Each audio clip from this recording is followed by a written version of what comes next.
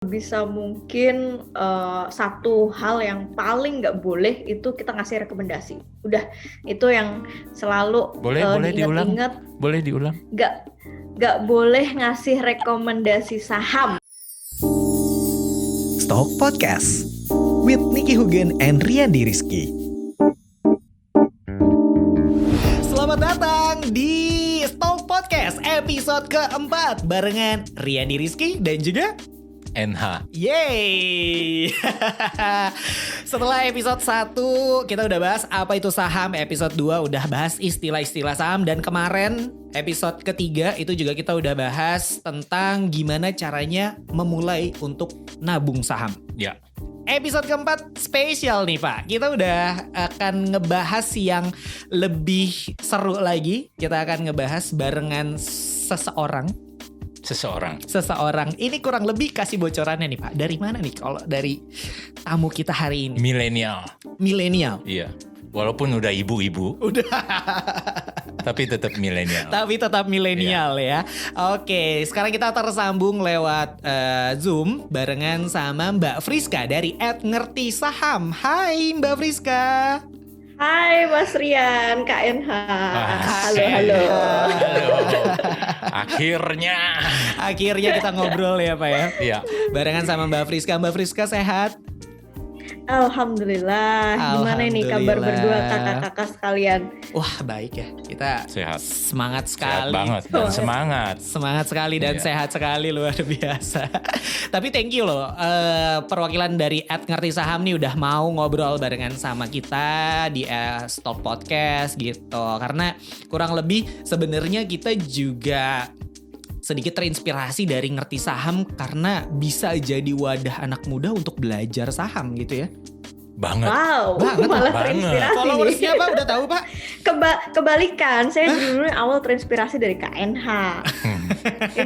banyak ngasih wejangan dan inspirasi itu.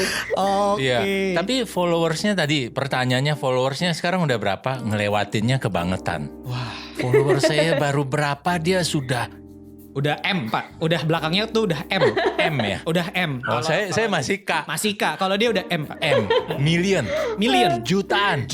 Luar biasa. Udah 1 juta followers ya Kak Friska ya? Wih, iya. Wih, keren. Celebrate. Mungkin satu-satunya. Ya nggak tahu juga ya, tapi mungkin ada yang lain juga. Tapi kalau bicara angka dan lain-lain, kalau 1 juta sih udah influencer banget kali. Udah ya. influencer banget. Ya. Enggak lah, saya bukan influencer. Cuma mama yang suka sharing-sharing aja. Mama milenial maksudnya. Kalau pagi-pagi saya liatin story-nya @ngertisaham nih ya Pak ya. Itu udah titik-titik udah kayak Dian Sastro tuh zaman dulu. Oh bisa. Iya, nge-repost ini banyak banget. Tuh hati-hati, ada yang ngecekin terus. Seperti itu. Maaf ya story-nya kalau kayak benang ya, berderet aja titik-titik. Oh. Tapi Kak Friska, ngerti saham tuh udah dari tahun berapa sih? Dari tahun sebenarnya 2018 ya, kalau mulai aktif-aktifnya ya. Maksudnya 2018 awal banget. Okay. Itu sebelum itu masih single, belum married.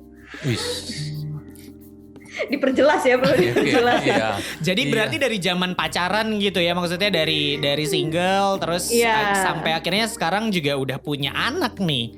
Iya, udah mau 2 malah. Udah mau 2, iya mau 2. Jadi belum, ya mungkin sekitar 2 tahun dong ya, kalau dari 2018. Betul. Awal berarti baru 2 tahun. Saya udah puluhan tahun masih aja K. Jumlah follower saya. Hidup memang soalnya dipanggilnya Kak sih, Kak Niki, Kak NH. Jadi Kak mulu kan. Besok saya minta dipanggil Mak. Saya dipanggilnya Mak, jadi dipanggilnya Min. Oh, Min. Iya. Oke. Betul. Min, gimana sih cara buat jadi seorang investor pemula yang handal? Oh, itu banyak tuh ditanya itu. Pasti jawabnya cuma gini, Pak. Cek aja highlight story dari 0 sampai 14. Oh, gitu ya. Buset, apal banget semua Mas Rian. Iya, riset dulu. Nah, tapi sebagai salah satu wadah gitu ya, maksudnya orang untuk belajar saham gitu ya, dan memang sudah banyak sekali pengikutnya.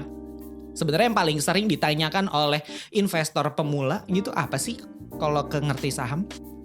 Hampir semua itu nanya pasti caranya gimana buat jadi investor saham. Udah itu.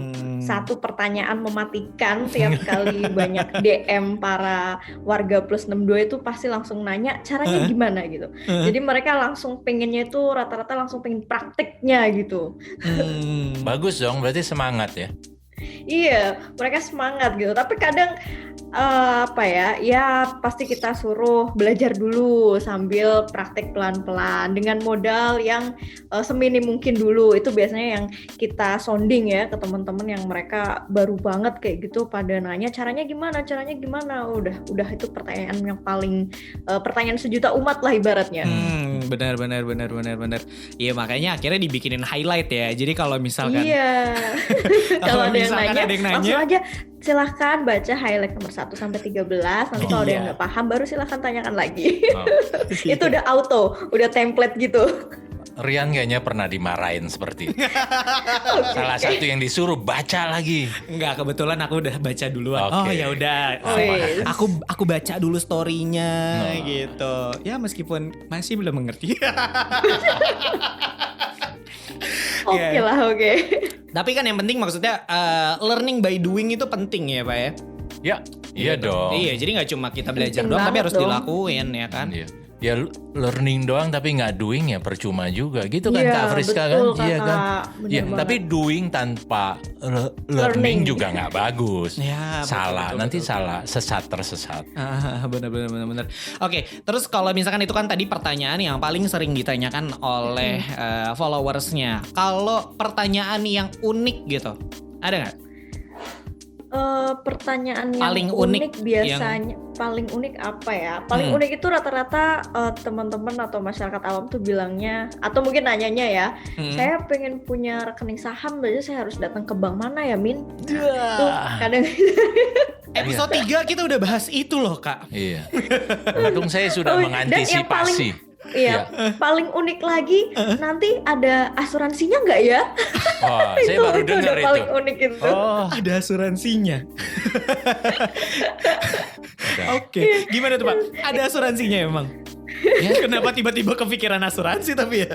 Makanya rajin-rajin baca gitu loh. Rajin-rajin baca sedikit banyak basicnya kan dasar-dasarnya rasanya kan nggak sulit kan seperti itu. Betul. Kadang ngelus dada aja, ya Allah asuransi gitu. Investor saham butuh asuransi. Oke.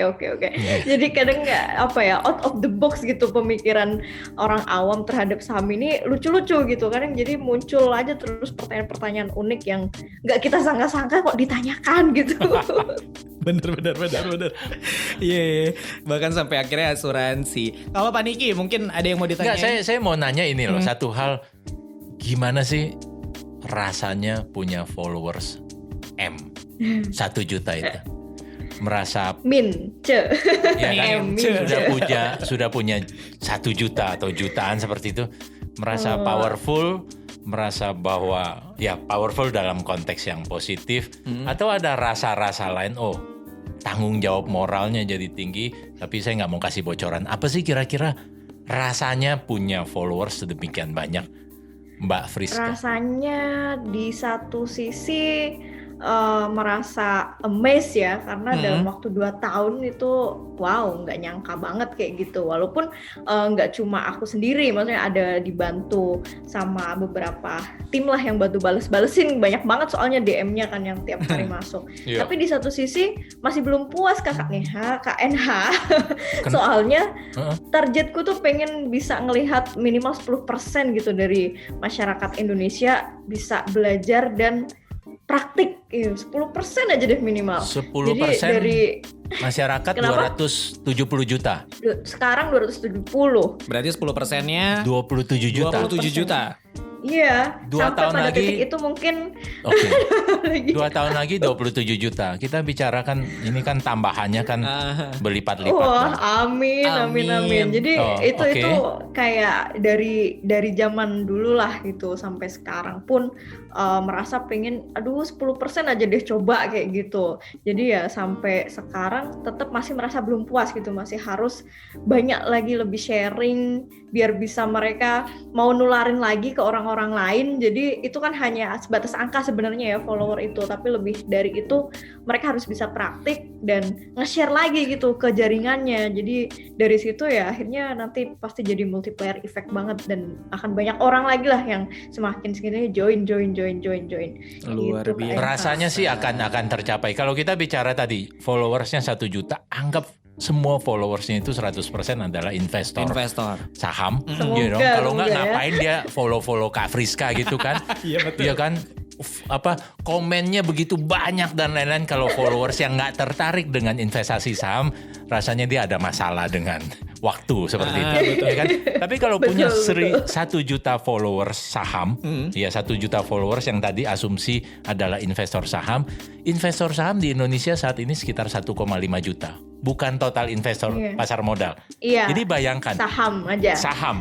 Jadi dari total 1,5 juta investor saham, 1 jutanya adalah followers @ngerti saham. Wow. Betul kan?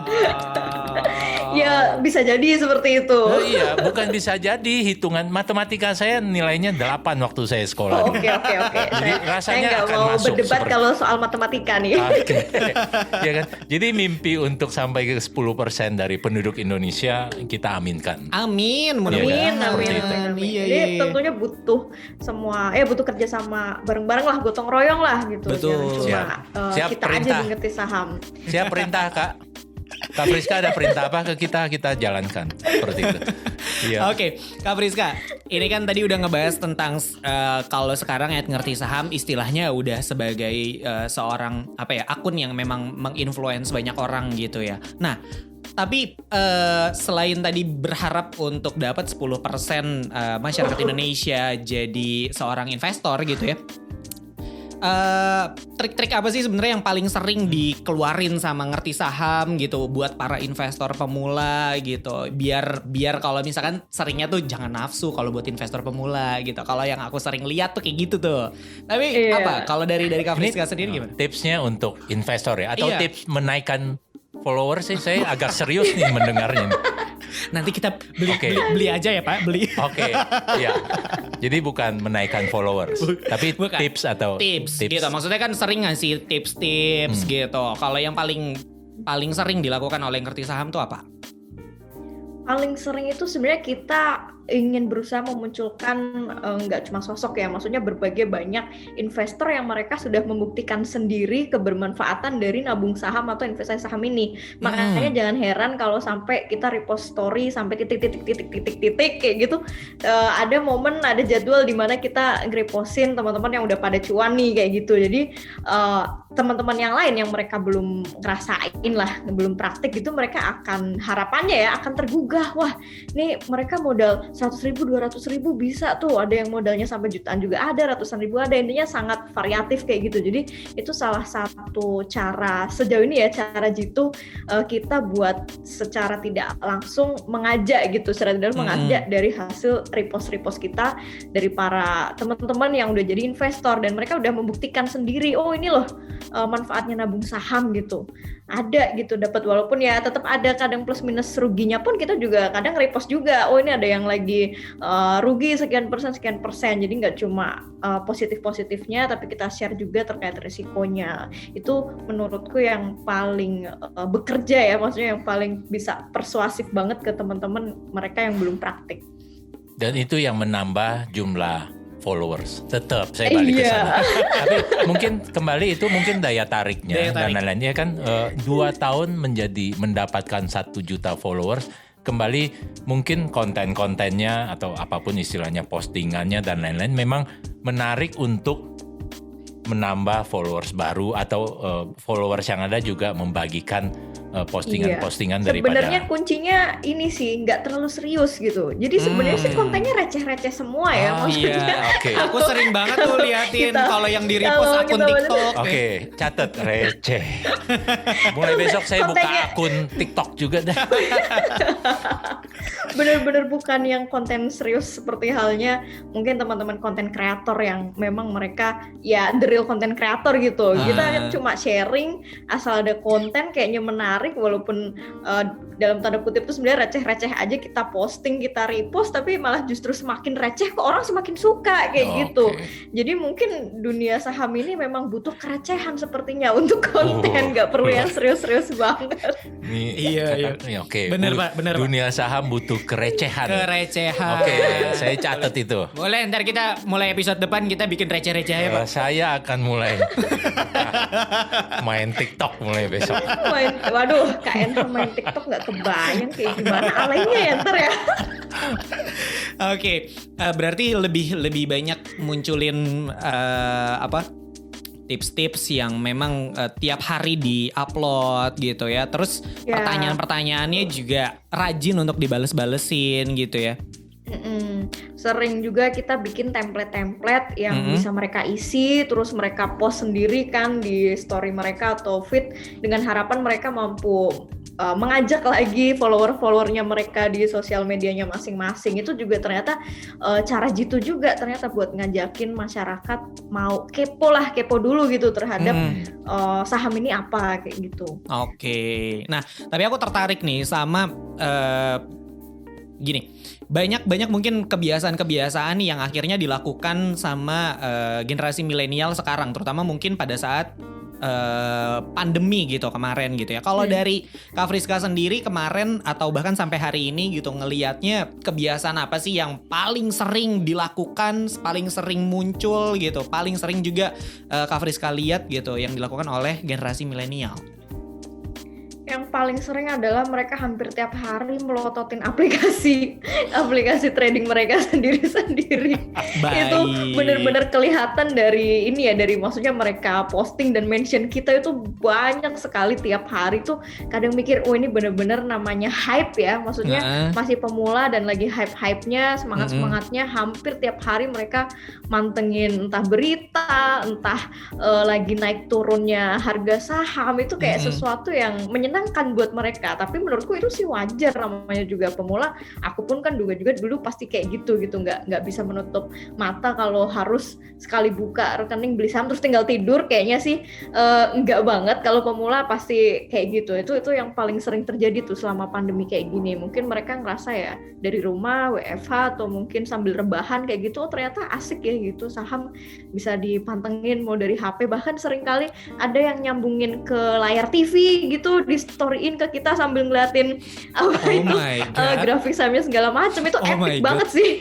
Oh my god. Okay. Sampai segitunya maksudnya biar ngeliatin harga yang dia beli ini naik atau turun gitu ya. Gimana kalau itu epic sih. Dari tadi cerita duka punya 1 juta followers dengan segala tingkah lakunya. Tapi cerita dukanya tanda kutip kok, jadi jangan marah dulu sama saya. Oke. Tapi maksud saya di luar itu cerita sukanya ada nggak sih, Fris? Yang membuat greget ya tadi, terlepas punya cita-cita 10% 27 juta itu, tapi kesukaan atau cerita suka apa sih yang membuat akhirnya terus bersemangat tadi? Waduh, baca komensnya dan lain-lain itu sudah ampun begitu banyak. Apa sih yang membuat akhirnya tetap antusias untuk memaintain ataupun terus meningkatkan si ngerti saham ini? Cerita sukanya apa ya? Kayak ngerasa ya ada kepuasan batin tersendiri gitu ya. Mungkin karena memang udah passionku dari zaman kuliah gitu di bidang pasar modal ini. Jadi sampai detik ini pun masih bisa terjaga dan akan terus maintenance ya, selama aku punya passion pun juga kayaknya forever ya, sampai seumur hidup gitu. Nah, sukanya di sini suka ngelihat orang-orang itu selalu mereferensikan lagi ngerti saham ke lingkungan keluarganya, lingkungan temennya. Jadi dari situ ngerasa berarti ini walaupun receh ternyata bermanfaat ya gitu. Mereka ngerasa merasa teredukasi dari sini dan mereka share lagi ke teman-temannya, mereka share lagi ke keluarganya dan lain-lain. Ke berarti, bapak ibunya juga dia share juga. Bapak ibu sekarang orang tua mulai seneng yang receh-receh juga, jangan-jangan. Nah itu dia, makanya berangkat dari situ jadi semakin semangat juga mereka, semangat berbagi. Ya otomatis kita di Ngerti Saham juga akhirnya semangat juga gitu, walaupun masih bertahan dengan kerecehan-kerecehan konten itu, tapi itu yang ternyata otentik kayak gitu, yang otentiknya diri Ngerti Saham di situ. Bener. Makin receh makin disenangi, Pak. Otentiknya itu, kata-katanya itu tadi. Otentik ya. Boleh receh asal otentik. Jangan recehnya tapi ngegombal. Ya kan, recehnya tapi berbohong atau apapun. Betul. Hoax dan lain-lainnya kan. Betul. Receh tapi otentik, orang akan suka. Bener, harus tetap ada edukasinya. Harus. Gitu. Nah, habis ini kayaknya kontennya KNH di IG akan berubah total nih. Mulai receh. Ingat tanggal hari ini akan ke depan akan receh tapi otentik. Betul. Nah, Pak Niki sendiri ngelihat nih, tadi kan kalau dari Kak Friska bilang kalau misalkan kebiasaan anak-anak muda gitu ya, itu sering banget mantengin naik turunnya harga saham setiap hari, bahkan setiap menit gitu, mungkin ya. Nah, kalau Pak Niki sendiri ngeliatnya gimana? Saya setuju dengan Kak Friska tadi. Hampir nggak ada investor baru begitu buka sudah langsung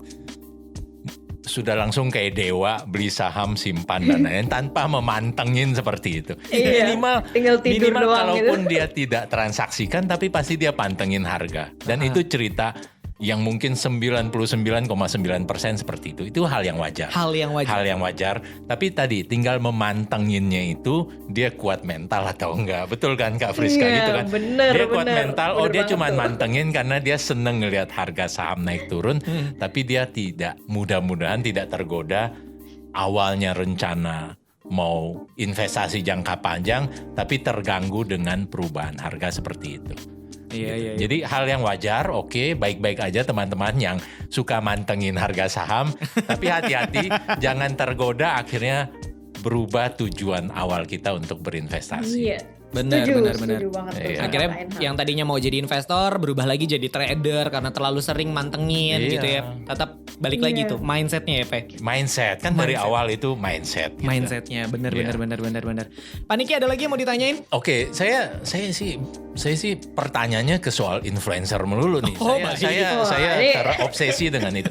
Tapi satu hal, dengan follower sampai 1 juta seperti itu ya Kak Friska. Apa sih kira-kira do dan don't sebagai influencer? Kita sudah bicara Ngerti Saham sudah influencer luar biasa, ya kan? Balik lagi engagementnya sedemikian tinggi. Apa sih do dan don't? Kita mulai dari do dulu dah. Kalau do-nya kita masih tetap dalam koridor lah ya, batas-batas untuk sharing-sharing terkait semua wawasan ilmu pasar modal, dan itu pasti kita juga tetap mengacu ya baik ke regulator dan lain-lainnya. Intinya kita nggak pernah share yang mengada-ngada gitulah, sesuai dengan regulasi yang ada, sesuai dengan memang faktanya atau datanya yang ada. Jadi nyaris jarang ada hoax atau apa yang asal kita share segala macam. Itu yang selama ini tetap kita jaga dan kita tetap maintenance di situ. Dengerin tuh Rian, dengerin tuh. Siap Pak. Atau influencer yang lain dengerin tuh. Oke. Sorry, terus itu do-nya kan. Don-nya apa don-nya? Saya nggak menyinggung siapa-siapa. Enggak, saya nggak nyinggung siapa-siapa. Siap. Saya kan maksudnya. Bapak Rian kan sudah setengah M kan tadi kan. Setengah juta. Setengah mabok ya. Setengah mabok. Do-nya kan tadi ya, tetap sesuai dengan aturan. Don-nya itu apa? Don. Kalau do-nya sebisa mungkin satu hal yang paling nggak boleh itu kita ngasih rekomendasi. Udah, itu yang selalu boleh diulang? Boleh diulang? nggak boleh ngasih rekomendasi saham. Aduh, saya mau minta ulang sekali lagi, tapi cukup jelas buat saya. Nanti ini kita taruh di awal, Pak. Ini nggak ada settingan kan? Nggak ada. Iya kan? Ini jawaban jujur. Kenapa? Friska? Kak Friska kenapa? Padahal rasanya gampang banget, sorry teman-teman, gampang dengan tanda kutip, memanfaatkan 1 juta followers itu untuk hal-hal tertentu. Betul kan? Iya, secara logika iya, mudah sekali. Tapi balik lagi, karena dari awal benar-benar harus strict banget ngikutin semua yang udah sesuai regulasi dan lainnya. Dan terkait rekomendasi saham, aku pribadi pun yang secara personal pun juga nggak begitu suka dalam tanda kutip memberikan rekomendasi yang spesifik kayak gitu. Makanya di Ngerti Saham kita selalu share yang universal. Tiap ada yang nanya saham apa, spesifik apa, kita akan lempar ke forum gitu. Kita akan lempar ke feed, jadi itu akan lebih terlihat terlihat diskusi gitu. Jadi antar investor mereka lebih diskusi, oh aku mungkin beli saham ini karena ini bla bla bla. Jadi nggak secara tidak langsung kita nggak pernah langsung belak-belakan rekomendasi buy, hold, sell segala macam. Itu yang selalu nggak boleh dilakukan di situ. Lebih baik kita lempar ke forum yang diskusi, teman-teman diskusi itu malah seru. Kita jadi baca-baca komen-komen ratusan sampai ribuan orang punya alasan masing-masing dan ternyata unik, mereka punya saham favorit masing-masing, dan dari situ kita bisa ngebaca masyarakat yang belum praktek, oh mereka akhirnya jadi ada wawasan, ada guideline lah dari komen-komen yang ada di forum itu kayaknya lebih oke gitu dibandingkan kita dalam tanda kutip mau memanfaatkan dengan banyaknya follower untuk doing something wrong atau doing something bad gitu. Oke, bener. Karena yang sering aku lihat kalau misalkan Ngerti Saham bikin postingan gitu ya, paling cuma ngebandingin kayak 5-10 tahun lagi saham yang kira-kira mau kamu pertahanin ini atau ini gitu. Jadi gitu ya. Iya. Tapi nggak rekomendasi beli atau jual atau apa. No. Pokoknya lebih kepada ajakan untuk berinvestasi, payungnya besarnya lah seperti itu ya kan. Tapi tidak bicara sampai ke spesifik saham A atau B atau C seperti itu. Followers tuh intinya kita ajak diskusi aja gitu di forum baik terutama lewat feed post itu mereka ajang bisa berdiskusi sebenarnya. Oke, menarik sih. Oke, berarti memang di sini Mas Rian mau praktekin. Oh iya pasti kayaknya sih. Nanti kita coba di Instagram Stock Podcast, Pak. Oh saya Instagram pribadi saya akan lakukan. Boleh tuh. Yang masih 2 tahun lagi saya mau 1 juta. Amin.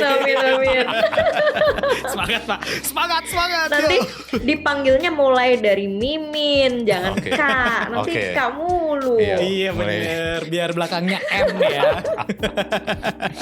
Oke, Kak Friska ada yang mau disampaikan gak nih buat para stock friends gitu yang lagi dengerin nih dari Ngerti Saham? Mungkin banyak soalnya pendengarnya yang memang juga masih baru mau terjun ke dunia saham gitu, atau yang memang baru mulai baru bikin setelah dengerin episode 3 kemarin kita. Gitu. Buat stock friend ataupun buat teman-teman Ngerti Saham, aku selalu bukan berpesan sih, kayak orang mau meninggal aja berpesan. Selalu kayak orang tua, mama. Mama milenial. Selalu ingin menyampaikan bahwa pasar modal kita itu potensinya masih sangat besar sekali ke depan ya. Optimisme inilah yang harusnya ya bisa membuat kita terus punya trigger untuk bisa konsisten nabung sahamnya. Jadi jangan sampai semangatnya kendor hanya gara-gara mungkin ngeliatin harga saham terus sahamnya lagi turun, terus bingung atau bahkan sampai stres gitu. Sebisa mungkin nggak usah kayak gitu. Selama berinvestasi di koridor yang benar, nggak perlu pakai jalan yang sesat atau jalan yang instan. Aku rasa teman-teman pasti bisa kok survive lama menjadi investor saham, bahkan sampai nanti meninggal pun masih bisa mewariskan saham-sahamnya ke pewaris-pewarisnya. Karena kita di sini investasi saham nggak cuma hanya untuk sebulan, 2 bulan atau bahkan setahun, 2 tahun aja. Itu yang aku ambil pelajaran dari beberapa temanku yang 10 tahun yang lalu sama-sama kita belajar bareng, punya rekening saham bareng, tapi endingnya yang masih bisa survive sampai sekarang cuma bisa dihitung jari, hanya karena mereka mungkin kurang bisa manajemen psikologi atau kapok karena rugi segala macam. Nah harapannya aku nggak pengen teman-teman ngerasain seperti itu ya. Jadi ayo semangat, optimis. Potensi kita masih sangat besar ya, Indonesia menuju Indonesia Emas 2045 itu yang harus selalu kita gadang-gadang, dan selalu ingat apa kata Bu Sri Mulyani, nggak boleh ada aset yang tidur. Setidaknya di saham inilah kita mempekerjakan aset-aset kita ya, duit itu bekerja untuk kita. Wah, luar biasa. Amin. Mudah-mudahan juga tercapai tujuannya. Sejuk dengarnya sih. Iya. Sejuk. Iya, mudah-mudahan ya, maksudnya tujuan dari Ngerti Saham ini tercapai 27 juta. Amin. Masyarakat Indonesia. Amin. Dalam 2 tahun. Dalam 2 tahun gimana? Amin. Wow. Bisa dapet itu nggak muri nggak ntar? Ngajak orang nabung saham dalam waktu 4, berarti berapa tahun tuh? 5 tahun ya. Kalau iya, dari kan? 2018. Wow. Amin, kita doakan ya Pak ya. Amin. Kalau Pak Niki sendiri ada yang mau disampaikan? Oh enggak, cukup, saya udah sejuk banget hari ini mendengar dari Kak Friska. Ini barusan kayak bukan saya yang ngasih closing statement, kayak kerasukan. Terima kasih. Jarang-jarang bisa ngasih jangan gitu. Keren banget Kak Friska. Pokoknya terus bisa mudah-mudahan menginfluence orang-orang. Karena sejujurnya aku pun juga awalnya terinfluence dari Ngerti Saham. Dan mudah-mudahan makin banyak nih, dengan adanya Stock Podcast juga, ada Ngerti Saham juga, makin banyak orang yang tergerak untuk mulai terjun ke dunia saham. Iya. Gitu. Menjadi investor. Amin. Investor, betul. Memanfaatkan kekayaan potensi yang tadi disampaikan oleh Kak Friska. Benar. Menuju 2045 Indonesia Mas. Wow, luar biasa. Terima kasih banyak Kak Friska dari Ngerti Saham udah mau sharing-sharing di episode kali ini.